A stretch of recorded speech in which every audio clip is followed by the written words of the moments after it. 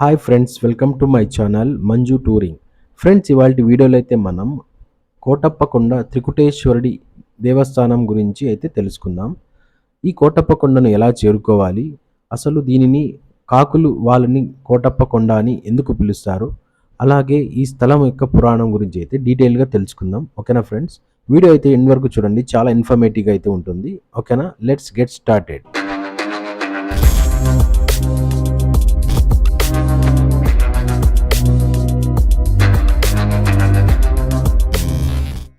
ఈ కోటప్పకొండ గుంటూరు నుంచి 60 కిలోమీటర్ల దూరంలో ఉంటుంది.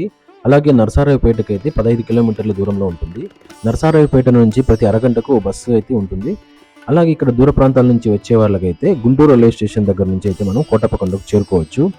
ఈ కోటప్పకొండ బెంగళూరు నుంచి అయితే 590 కిలోమీటర్స్ ఉంటుంది. తిరుపతి నుంచి అయితే 350 కిలోమీటర్స్, అలాగే హైదరాబాద్ నుంచి అయితే 272 కిలోమీటర్స్లో అయితే ఈ కోటప్పకొండ అనేది ఉంటుంది. ఈ కోటప్పకొండ చరిత్ర ఏంటంటే, దక్షయజ్ఞాన్ని భగ్నం చేసిన తర్వాత మహాశివుడు చిన్న బాలుడిగా మారి కైలాసంలో దక్షిణామూర్తిగా తపస్సు చేస్తూ ఉంటాడు. ఆ సమయంలో బ్రహ్మదేవుడు దక్షిణామూర్తిని దర్శించుకొని తనకు జ్ఞానబోధ చేయమని కోరుతాడు. అందుకు పరమశివుడు బదిలిస్తూ త్రికుటాచలంకు వస్తే జ్ఞానాన్ని ప్రసాదిస్తానని చెప్తాడు. అప్పుడు బ్రహ్మ తన ఇతర దేవతలతో కలిసి ఇక్కడికి వచ్చి జ్ఞానం పొందుతాడు. ఆ ప్రదేశమే ఇప్పుడు కోటప్పకొండగా పిలువబడుతుంది. ఈ కోటప్పకొండపై నుంచి ఎటు చూసినా మనకు 3 శిఖరాలు కనిపిస్తాయి. ఈ 3 శిఖరాలను బ్రహ్మ, విష్ణు, మహేశ్వరులుగా భావిస్తారు. అందుకే ఈ కొండను త్రికుటేశ్వరంగా, ఇక్కడ కొలువైన స్వామిని త్రికుటేశ్వరుడుగా కొలుస్తారు. ఈ కోటప్పకొండను కాకులు వాలని కోటప్పకొండగా ఎందుకు పిలుస్తారు అంటే, పూర్వం త్రికుటాచల పర్వతాలకు సమీపంలో సుందుడు అనే యాదవుడు తన భార్య కుందురితో కలిసి త్రికుటేశ్వరుని దర్శించుకుంటూ సేవిస్తూ ఉంటాడు. ఆ తర్వాత వీరికి కలిగిన సంతానమే గొల్లభామ. గొల్లభామ చిన్నప్పటి నుంచి పరమశివుడి పట్ల అత్యంత భక్తిని కలిగి ఉండేది. ఆమె భక్తిని పరీక్షించాలనుకున్న శివుడు కన్య అయిన గొల్లభామకు గర్భాన్ని ప్రసాదిస్తాడు. ఆమె గర్భంతో ఉన్నా కూడా పరమేశ్వరుని కొలిచేందుకు పాత కోటప్పకొండకు రావడం మానేది కాదు. ఒకరోజు ఆమె శివునికి నైవేద్యంగా ఒక కుండలో పెరుగుని తీసుకుని వస్తూ ఆయాసంతో కొండమెట్లపైనే కూర్చుంటుంది.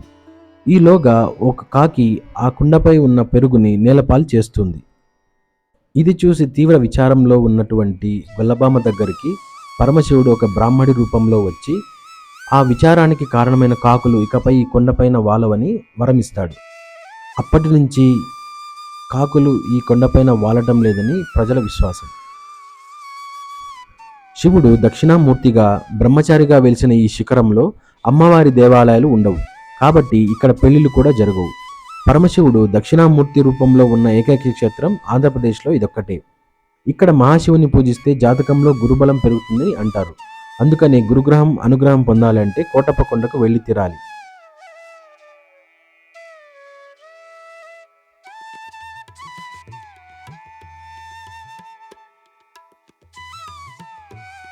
ఈ వీడియో కనుక మీకు ఇన్ఫర్మేటివ్ అనిపిస్తే దయచేసి లైక్ చేయండి, షేర్ చేయండి, అలాగే ఈ ఛానల్ని సబ్స్క్రైబ్ చేయండి. Thank you.